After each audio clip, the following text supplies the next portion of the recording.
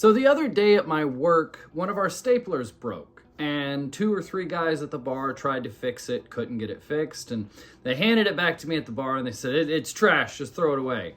And I moved it with my stuff, and they go, dude, it's broken, you can't fix it. And I said, yeah, but it's a red swingline stapler.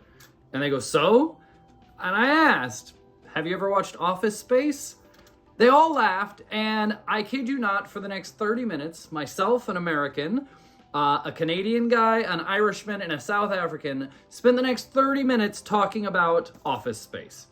Not only talking about Office Space, but talking about Mike Judge, talking about Beavis and Butthead, King of the Hill, Silicon Valley, everything Mike Judge has done. So today we are going to review this great classic movie from my entire childhood, Office Space, because of this red swingline stapler. This is the first little piece on camera that we're gonna put in the background here of all this shit that I got. So, a momentous occasion. Thank you for watching the channel. We're gonna do a quick unboxing because as you can see, my copy is unopened. Now, I just did a video of 150, 65 movies that I got, and I got a copy of Office Space. So I put my unopened one on the unopened shelf. However, I decided I wanted to watch this, so today we pop this in. As you can see, it is too far gone with disc rot that my 4K player will not play it. I thought it might be okay, but you can see the translucent through there. I think you can anyway. You can see the translucent through there. So that's trash. Their slip cover is a little bit better than mine, so I might keep the slip cover. However, mine includes all new extras, plus special offers inside, and save up to $20 on Fox DVDs. Great deal. However, the offer expires on April 30th, 2006. So I'm only about 20 years too late, which is kind of common in my life. I'm always about 20 years too late. We're going to do a quick unboxing, then I'm going to go watch this movie, smoke a couple bowls, relax for the afternoon. I am off work today. Thank you again for joining the channel. Please like, share, and subscribe. And we are going to get into Office Space here very shortly. I wanted to see on camera opening brand new copy of Office Space. The extras DVD, I wanted to see because this special edition had nothing inside. I want to see if there's anything inside here. It should be open there, but let's check the top and the bottom. And we're not cut. There we go. There is extras inside. Sorry. We didn't get cut. There we are. Let's check out the extras because this is the special edition with flair. So I wanted to see if it actually had flair, which is cool. I'm glad that I had the brand new copy. I found this in a bundle sometime. So we've got the inside slip with a little bit of flair for you, and all it has is the scene selection on the back. So that's just the chapters. Quiznos advertisement. We could get a free sub at Quiznos. However, it's only valid through December 31st, 2005. So no free sub for me, unfortunately. And the best offer ever assembled, $20 up to $20 off. Fox DVDs. I'm not even going to open this. Oh, okay. I can open it. We've got Arrested Development, one of my favorite shows of all time. We've got 24. Yeah, nice little inside slip. Oh, and you can buy the movie that you just opened. Nice little inside slips. I love stuff like this. I know there's no reason for it. You still have the movie without it, but I love shit like this. And look at that. Swingline. An advertisement for swingline staplers. That's what this video is about today. Red swingline staplers. I saw that and I was just taken back. I was taken back to my childhood. I watched this movie probably 30 times whenever I was a kid, and I loved talking to 3 different nationalities about the movie, and all of them loving the movie. Enjoy these great offers in lieu of your next raise. We've got some DVD special, a mail-in for Swingline. This is fucking cool, I'm telling you. All right, we got a $5 rebate on a mail-in for a Swingline stapler. Red Swingline stapler. We don't have to, though, because we got one right back here. That is fucking great. That is really, really cool. Yahoo Hot Jobs and Vans. That is really cool little trash. I know it's senseless to have this, but having Swingline as an advertiser on some of the trash on the inside of the box, I absolutely love it. That's awesome to me.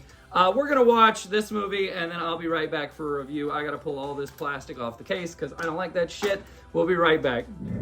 A relatively simple plot for a movie. It is a comedy after all. Ron Livingston plays a character who is tired of doing the social norms. He's suspicious of his girlfriend cheating on him. He's tired of his job. He's tired of going to work. He's tired of paying bills. He's just in malaise and doesn't find enjoyment. He's utterly anhedonic about everything. He's just tired of all of it. And it is pretty much the founding principle of what I've made my life's philosophy about. I've checked out of almost everything. I don't have social media. I don't have a debit card, a credit card. I barely have a bank account. I barely have a cell phone. I've just checked out because I don't care anymore. I have always wanted to do what Ron Livingston wants to do. He wants to sit on the couch and do nothing. That's my fucking dream. I love doing nothing. It's great. I love this movie, and it is definitely an influential film. Now, if you haven't seen it, again, very simple plot. He's tired of all this, so he decides he's just going to stop doing it. His girlfriend takes him to a therapist who puts him under, and he's in this deep state of relaxation, and he decides, I'm not doing any of this anymore. I'm not going to put up with shit. And he just does what he wants to do when he wants to do it. And in doing so, he becomes a role model to me, but also the protagonist leading his two friends down a dark path that ends up stealing money from their company. They have this plan that is from Superman 3 to steal a little bit at a time, and over a couple of years it'll add up, and something goes wrong and misplace a little mundane detail of a little decimal point, and they have $300,000 in their account over the next night, and they don't know what to do. Now that's the plot of the movie. Very simple, very comedic, very funny. It is a great film. Once again, it is Mike Judge, and I absolutely love this movie. But first I want to talk about the opening sequence, because I didn't realize how powerful it is. In a recent video of Federico Fellini's 8½, I talked about how it's one of the greatest opening sequences in a movie that I've ever seen. And that is true. This might be second, because it's absolutely perfect. Give me a second here. It's 3 minutes and 30 seconds of an opening sequence. I know this is a comedy movie, and Federico Fellini's is an amazing artistic movie. But in that 3 minutes and 30 seconds of the opening sequence, you're introduced to Ron Livingston's character. And he's driving in traffic, stuck in traffic. We all know that feeling. And he scoots up, stops. Scoops up, stops. This lane over here starts going. So finally, he catches a break and he cuts over to that lane. That lane stops. And he looks back, and his last lane that he was just in starts going. People are going, flying by him. He's like, shit. So he cuts over there. It stops. He just can't win. So you're already identified with the character. He's struggling with dealing with all of this shit that you have to do for everyday minutia of life. And you feel for him. And he looks over and he sees a guy walking with a walker who is beating him. He's walking faster than the traffic is going. So you're already identified with the character. You're introduced to the lead protagonist of the movie, and you're introduced to the problems that he's having. That's like 30 seconds in. Then you're introduced to Michael Bolton, who is a nerdy white guy who is rapping his little heart out, and then when an African-American salesman of flowers walks by him, he reaches up and locks his door and turns down the radio and stops singing so loudly. Like, he's aggressive, he's proud, he's nerdy, but he's like, no, I'm a badass motherfucker. But then whenever his shit really hits the fan, he just turns down the radio and, like, slinks back in, because he is a nerd. So you're already identified with his character and what he is and who he is. So immediately you've got two of them. After that, it cuts to Samir, the Indian character, who wasn't playing a token Indian character, which was very popular around 1999, 98, 7, 2000, early 2000s. He wasn't necessarily playing a token Indian character, but in the little segment of his at the opening sequence, you're identified with his character. He is aggressive, he is full of rage, he is cursing, and the token part is that he is cursing all in the wrong ways, because it's not his native language. But he's just pissed off. He's just done with all of this. And unlike Ron Livingston's character, who's just, okay, I'm fucked again, Samir's taking it out on the steering wheel. He's screaming, he's cursing. It's a great introduction for our main three characters. After that, it cuts to Stephen Root, Milton, sitting on the park bench, sitting on the bus bench. He's got his coffee, he's got his thermos, he's talking to himself. No one's paying attention to him. He's the nerdy guy. He's got a pocket protector, a stained tie. Like, he is like the perfect character. Stephen Root nailed that character, by the way. I love Milton. It's such a good acting performance by Stephen Root. So you're introduced to him. And the last thing for the opening sequence is Bill Lumbergh pulls into his executive parking spot right in front of the door in a Porsche or something. He hops out, locks the door, and then struts on in. So bam, 3 minutes and 30 seconds, you are introduced to 5 of the lead characters of the movie, and you're pretty much explained their entire backstory without any words or without any questions. It's just their acting explains their entire characters. It's a fantastic opening sequence. It takes 3 minutes and 30 seconds, and it ends with Ron Livingston coming in the building, looking at the doorknob, hesitant, because he knows what's going to happen. He knows he's going to get shocked. Sure enough, he slowly reaches up, and a shock hits him. It is a great opening sequence. I love this movie, and I didn't realize how impactful that opening sequence is to the overall story of the movie. It is an overture to the movie to explain all of their backstories without any explanation. You don't need any more, and you know these characters. It is a brilliant opening sequence. Now, I also didn't realize how often I still am using to this day a lot of these references. Oh, sounds like somebody's got a case of the Mondays. No Talent, Ass Clown. So me and my buddies, this came out in 98, 99, something like that. Me and my buddies watch this constantly. We were all too young to have anything to do with tech or coding or anything like that.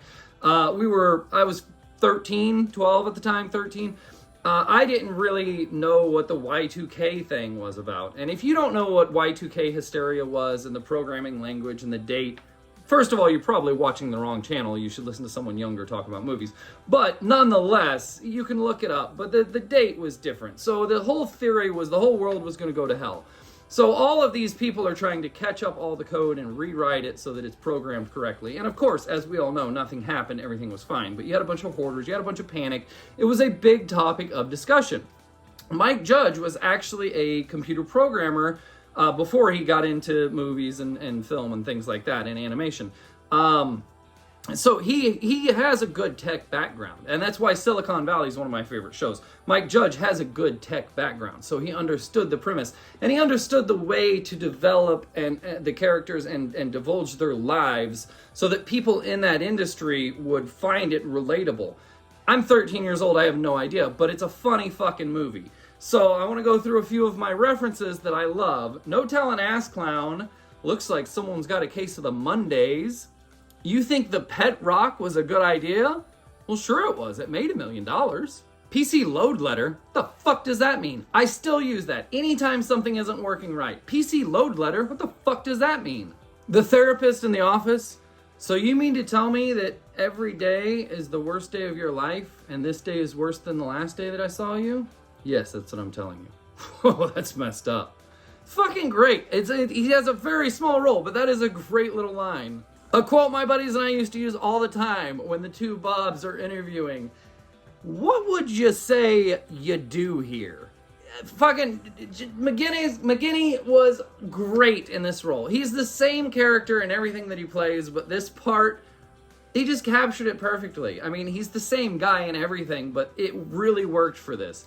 What would you say you do here? It's such a classic line, and that was a reference we would constantly make as kids. Even Jennifer Aniston shot off a couple very quotable lines, like, I don't really like to talk about my flair.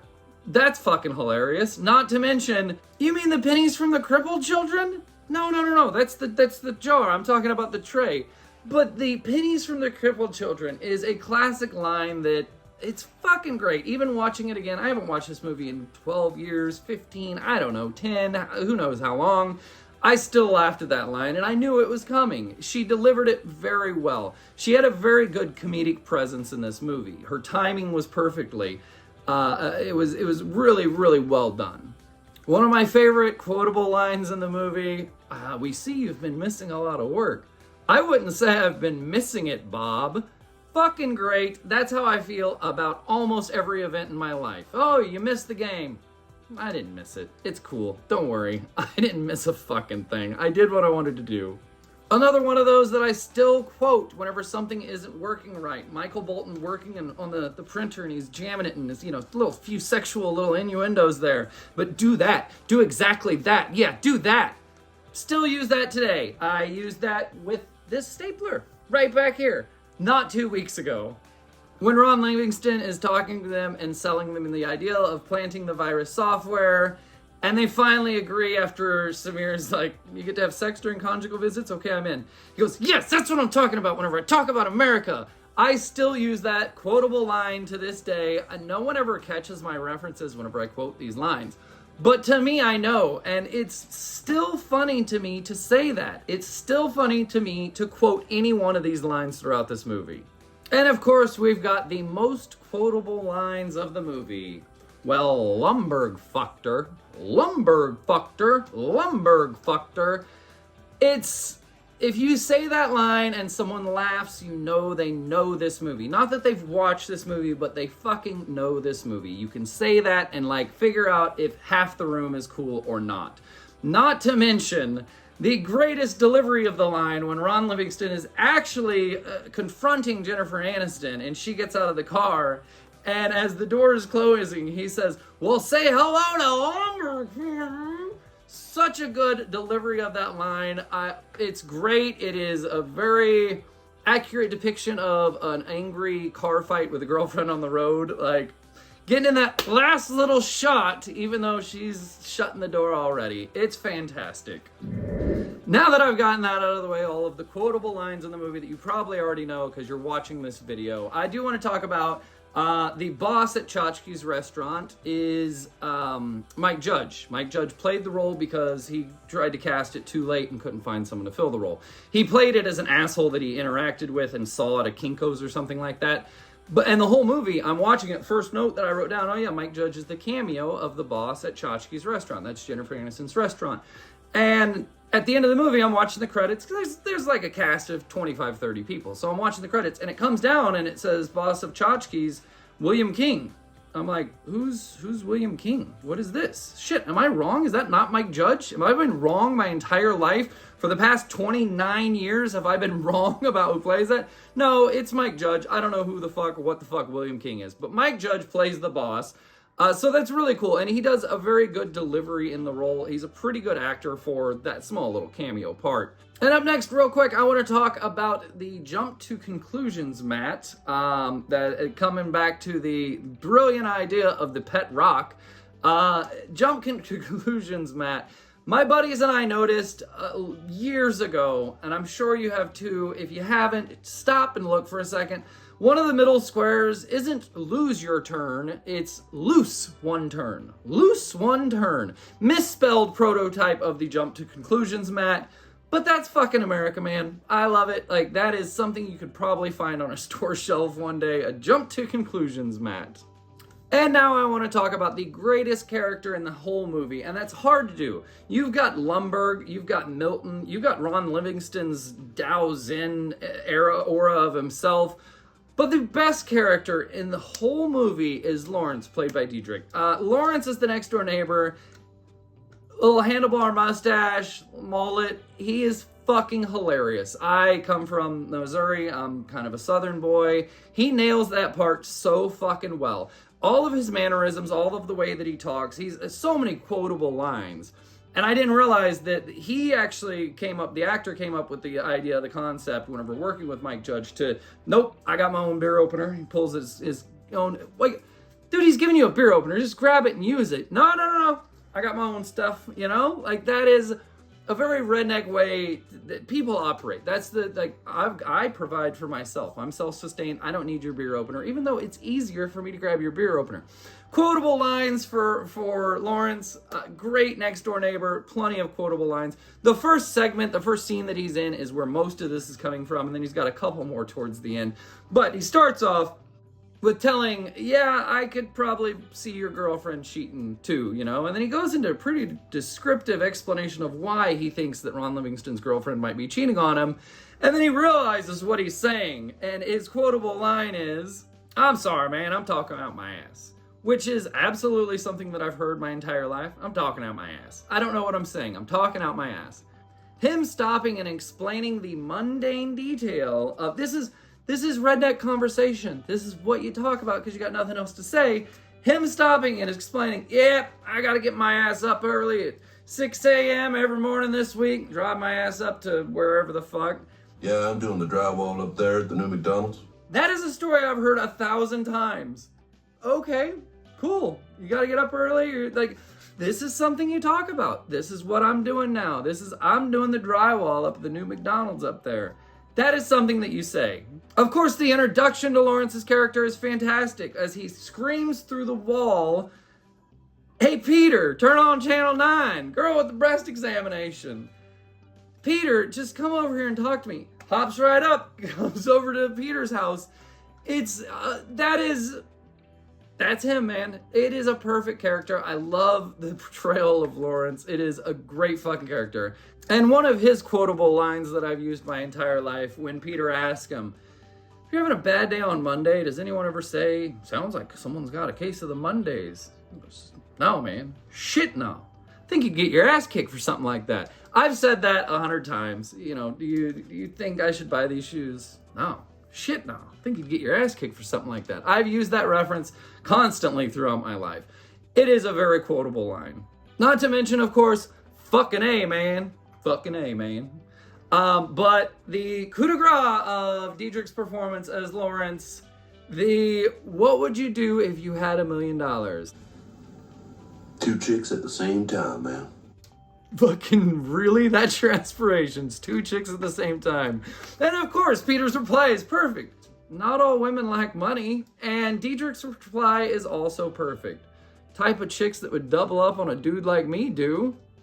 Yep, you nailed it. At least you have a lot of very self-aware knowledge of who you are. Yes, you need $1 million to get 2 chicks to double up on you, man. But of course, Peter's reply to the question, what would you do if you had $1 million? I was 13 years old, and the reply to the question was exactly what I was thinking. I'd do nothing. I'd do nothing all day, and I'd fucking love it. I wouldn't spend any money, but I'd do nothing. I would just live. I would be. I would exist. And I'm still trying to do that. I'm about to turn 40 years old. So, almost 30 years later, I'm still just trying to live. That's why I've got this YouTube channel. I'm trying to just watch movies, smoke pot, make a funny video, and get you to subscribe and maybe make some advertising dollars. So, speaking of which, hit the subscribe button down here, wherever it is. Help me out a little bit, because that's all I'm trying to do. I'm just trying to do nothing. Relax all day. Fucking chill. That is my dream, and it's been my dream since Ron Livingston told me that line. 12 years old. I've always wanted to just do nothing. You don't need $1 million to do nothing, man. Take a look at my cousin. He's broke, don't do shit. One of the second best characters is obviously a minor character, even though the movie is based on the short stories of Milton by Mike Judge. Milton is a very, very small role in this movie, but the greatest line, and apparently from the special features, was actually put in by Stephen Root. And that is whenever he's talking on the phone about midway through the film, and he's telling the story of the 2 squirrels. How his desk was across the office, and there was 2 squirrels, and they were married. Which, as Stephen Root said, means they were fucking. Like, they're not married, but they're clearly fucking. But that explains his character a lot. It's a quotable line. I mean, no one's gonna get that. Even someone who knows this movie probably wouldn't get that line. But it's a quotable line. And there were 2 squirrels and they were married? Yeah, you said that to me, I'd catch it. It's a great fucking line. It explains his character a lot. And his timid nature, there's not a lot to build on that. But that little line that Stephen Root insisted that he put in there really explains his character a lot and is always funny. When Ron Livingston is having his meeting with the Bobs, casual, he's already in the state of mind that he doesn't give a shit. And he comes in, sits down. They're like, can you walk us through your normal day? Well, normally I show up 15 minutes late. I use the side door so Lumberg won't see me. Then I set up my desk and I space out for about an hour. Not something you would ever say, but of course they're taken aback. They're like, wow, that's very honest. Okay. And by the end of it, you can see he's already charmed the 2 Bobs. They are on his side and they think he's upper management material, but he's right. You're not challenging him. There's no motivation. This is still the problem with any job. If I do extra work, do I get extra money? No. Why wouldn't I just do the minimum basic shit and get the same thing everyone else is getting? Because whenever you look around and you see no one doing a fucking thing, you're like, why am I busting my ass? It's always been the problem with capitalism. That's the problem, and that's what this movie tries to identify. And his little interview with the Bobs is perfect. His definition of his day, well, I probably space out another hour after lunch. I'd say on any given week, I probably only do about 15 minutes of real work. What? Who tells their boss that? But they love him for it because it's truthful, it's honest. Like, it nails it. It hits home. He also tells them, I've got 8 bosses, Bob. 8 bosses? 8 bosses, Bob. Which means whenever I screw up, I've got 8 people breathing down my neck. I work in the service industry and have for the past 25 years, 30 years, whatever the hell. I will not work at a hotel because that's what a hotel is. It's a structure of hierarchy where you've got 8 bosses coming down to talk to you about the fucking TPS reports. Like, I have no interest in working in a hotel. I could make a lot of money in a hotel, but I'm not willing to put myself through that. Quality of life is so much more important. And that's kind of what this movie is based about. Once we get to the ending, I'll explain a little bit more about how quality of life is so important. One of the greatest scenes in the entire movie, I'm sure you can already appreciate it. After he leaves the meeting with the Bobs, he walks out. He's in flip-flops. He's just been fishing. He's relaxed. He walks out, and Lumbergh steps right in his way to start to talk to him. Lumbergh reaches over, sets down his coffee, and it's just this kung fu jitsu perfect path of least resistance right around Lumbergh. It's Lumbergh is speechless. Like, who's standing up to their boss like that? Who just go, I'm not talking to you. I don't give a fuck. Like, that is ballsy, and I love it. My dad used to say, you should always one day take an interview at a job that you do not plan to take, just so that you can fuck with them, just so that you can say what you want to say, just so that you can open the eyes of people to go, wow, that was ballsy. And that move right there, him passing him walking down the hallway, is perfect. It is a perfect representation of where he is in the film and his feelings of work. He's like, I'm not doing this at all. And I've felt that so many times in my life. I'm done doing this. I'm just over it. I don't care. I'll fucking live on the street. I don't give a shit anymore. I'm just done. Of course, shortly after that in the movie, Lumbergh goes and has a meeting with the Bobs, and they are so impressed with Peter that they flip on Lumbergh almost immediately. Lumbergh gets in a few, I'm gonna have to disagree with you there, a few great little lines, but at the end of that scene, it cuts into, now I haven't talked about the soundtrack to the movie, but the entire movie is a bunch of white guys and an Indian, a bunch of nerdy white guys in an office in the tech space. And the entire soundtrack is hip hop. Pretty aggressive gangster rap, if you will. And as soon as the end of that meeting with Lumbergh and the Bobs, it cuts into just one of the greatest montages in a comedy, definitely, but maybe even in a movie, with the song Damn It Feels Good to Be a Gangsta. And this sets off the greatest montage in probably any comedy movie, maybe even any movie ever, where Ron Livingston just proceeds to do whatever he wants to do. He's fishing with his girl, he's watching Kung Fu with his girl, he's dressing fish in the office and throwing the guts on TPS reports. He's doing whatever he wants to do. He's living the gangsta life, and it finishes, the whole montage finishes with him taking a drill to the walls of his cubicle and pushing them over. So he can see the window that is 3 feet away from him, and he can look out the window. It's one of the greatest scenes in a movie because we all have that feeling. Why am I trapped in a cubicle? In any job, why am I trapped in this cubicle when I can just do that and have a fucking window to look out and watch the squirrels who are married? Like, just look out at the world. We've all felt that. I just left a job for 8 years where I worked in a sports bar. It was dark windows, 37 TVs, no sunlight, always worked nights, finished at 2 o'clock in the morning.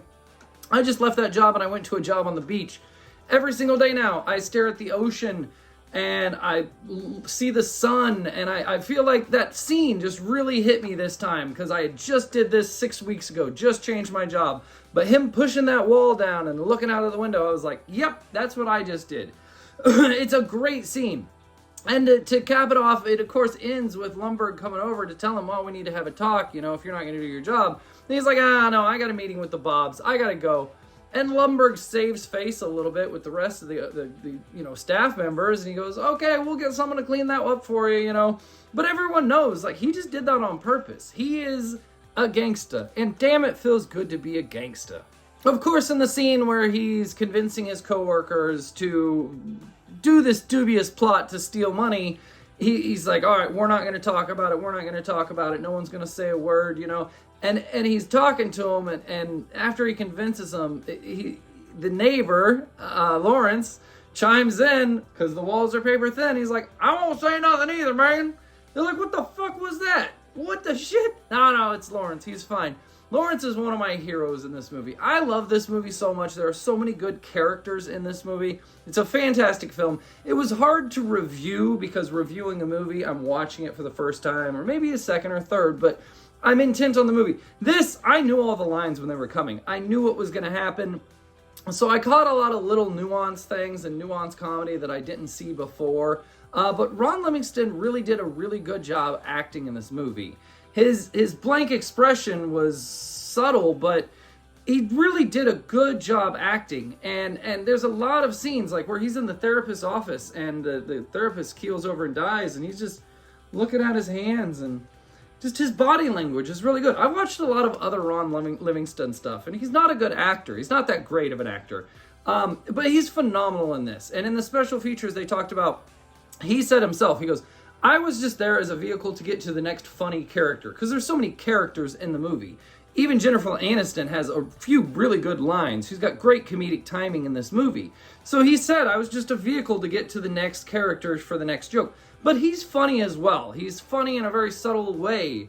But him pushing that thing over and it falling over, I'm watching it this time 27 years after its release. Probably haven't watched the movie in 12 years. And I'm just like, I know exactly what you feel, man. I know exactly what you're saying. It's a great scene in a movie. It's a perfect encapsulation of this entire film. Just, why can't I have that? I just want to look. I just want to see. I don't want to be in this wall anymore. One of my favorite quick scenes in the movie, it is one of the most intense car wrecks I've ever seen. I'm sure it only took one take because they probably destroyed both of those cars, so they probably only had one take. But when he backs out of the driveway and the drunk driver comes and crashes into him, every single time I'm like, oh shit, I know it's coming, but it hits so fucking hard.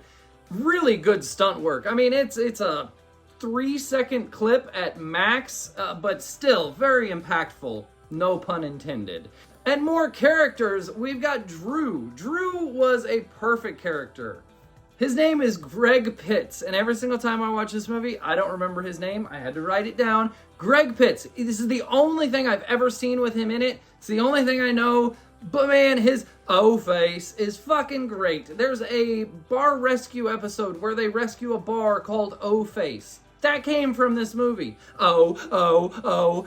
It's fucking great. Drew is great. Him dropping the ball on the Lumbergh thing and mixing it up with a different person and all of that. It's another great character that was thrown into this movie. It's a cast of these completely different and unconnected characters that are all connected by this terrible job at this terrible computer programming place. Another one of the greatest all-time epic scenes in a movie, and you know it's a great scene if Family Guy has ripped it off. And Family Guy has ripped it off when they take the printer, they steal the printer from work, that fucking PC load letter piece of shit that never works, they take it out to the woods, and they beat the hell out of it. And it's such a great scene. Again, it's set to very aggressive gangster rap hip-hop music, and these three guys are beating the shit out of this thing with baseball bats, and it is shot so perfectly. Michael Bolton loses his mind and he starts punching it. And the other two have to come up and pull him away. And as they pull him away, he pulls out some chips and some cables and strings, and a little dirt flashes up in front of the camera. It's the most perfect shot. I imagine the camera was on the ground. Like, it's perfect cinematography. It is great directed. It is a really good scene. Again, if Family Guy rips you off, you clearly did something right. It's a great scene, and when Michael Bolton breaks away to go back, because he is a little guy, but he played so well of this angst built up inside of him. He runs back to fight the printer a little bit more. It's such a great scene, such iconic comedy. It's fucking great. And this whole movie is set to aggressive gangster rap. It's a bunch of white guys and an Indian guy. It's a bunch of fucking computer programmer nerds. But it's hardcore gangster rap the entire film, and it's such a good accompaniment to a soundtrack. Mike Judge does that very well. Silicon Valley, the whole time I'm watching that series, every episode would end with a song. I'm like, who is that? That's a great fucking song. Like, he's got a very good ear for music. He knows it's a juxtaposition, but it fits in perfectly. It's hardcore gangster rap, nerdy white guys with pocket protectors, and it fits in perfectly. It's really well done. And I'm going to end this video with two more classic, repeatable, quotable lines from this film. We got one for Lawrence and one with Lawrence and Peter. But Lawrence's last line, when Peter's about to go to jail, he's about to turn himself in and he knocks on the wall. Lawrence, you want to come over and watch some TV? Lawrence goes, no, thank you, man. I want you fucking my life up too. It's just a great line. Like, it's one last little comedy line. I wasn't too impressed with his last line, watch your bunghole, you know, that's okay. But Peter's last line, one of his last lines, is he tells Lawrence, this isn't too bad. Making bucks, getting exercise, working outside. Again, I just changed jobs. Now, I'm making some bucks, I'm getting some exercise, and I'm working outside. And it's not too bad, man. I can't stand office life. I am glad that I didn't go to college and got kicked out of high school and all that, because I'm just a fucking worker bee, man. I like doing physical things. I like being busy. I like working outside, making some bucks, and getting some exercise. And it's that understanding, the overall appreciation at the end of the film, his realization that this is all I wanted. I just wanted freedom. I just wanted to be outdoors and doing a little exercise and getting some adrenaline out of my system. It's something that I think a lot of people need to realize that that's very beneficial. Mental health is the main thing. Quality of life is the main thing that you need to focus on. Yeah, you need money. You gotta have money. But if you don't have that much money, stop spending so much money. And then you can have a simpler life and still enjoy the finer things, the smaller things. Being outside, making some bucks, and getting some exercise. This is a fantastic movie with a great overall message, and I absolutely love it. I'm gonna end on one final note, and that is, I was looking at the movie and I'm like, oh, my swing line doesn't say swing line on the side like theirs does. That sucks. It's a little different too at the back. However, I did not know this. Swingline did not make a red stapler. They made 4 of these props for the movie and wrote Swingline on the side. Mike Judge wanted a bright stapler so that it was more identifiable, but Swingline did not make a red stapler. After the movie was released, people contacted them and said, how do I get a Swingline red stapler? They said, we don't make them. They said, well, what about the movie? I see them all the time in the movie. Where can I get one of these staplers? It became so popular that Swingline started making red staplers. I.e., we have a red stapler on the shelf, which makes this little advertisement all the more impressive. I love this now. This is such a cool little piece of history. This little pamphlet in here for a $5 rebate on a red Swingline stapler. That is fucking awesome to me. I love this movie. It has got such a good message of overconsumption can kill you, and just be happy with what you got. Be content. I absolutely love this movie. It is a gem. This movie was released in 1999, and in 1999 all we had were VCRs. So this DVD came out in 2005. I just opened this up today. It has been locked up for 21 years in its case. This DVD could legally drink alcohol in the United States. 21 years later, I opened it, and still to this day, all this little bullshit in here made me smile. That is my very deep opinion on Office Space, one of my favorite movies of all time. Mike Judge, writer, director, creator. He's a fantastic guy. I love this movie. I love King of the Hill. I love Silicon Valley. Leave your comments below. I know this was a long ramble, but this is a great fucking movie. In half the time you could have, the time it took to watch this video, you could have watched half this movie. So go ahead and go do it, because it's a fantastic film. That is my opinion on Office Space. Thank you for watching the channel. Please like, share, and subscribe, and we'll see you next time.